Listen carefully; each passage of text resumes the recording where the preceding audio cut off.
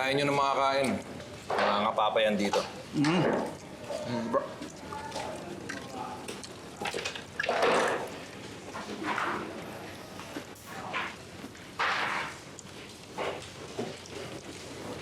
Boy, kain tayo. Sarap ng ulam, adobo. Oh. Favorite dito yung sa oblo eh. No, ayoko. Isang araw kung hindi kumakain, bahala ka, manghihina ka. Oo nga. Sarap. Di nga sabi, di ba?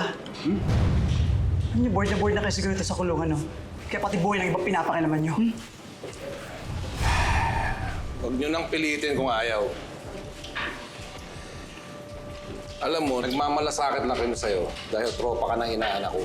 Eh kung ayaw mo kumain, eh, wala naman po yung pilit sa'yo eh. Ako, bumabawi lang ako sa pangguguhin ng pinsan ko sa'yo. Ha? Wala akong pakialam. Malis na kayo. Alam mo bata, ilugar mo yung angas mo dito.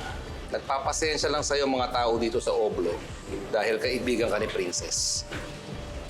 Kung naiba-iba ka lang, hindi ka obra dito. Rarampulin ka dito. Tandaan mo yan, ha?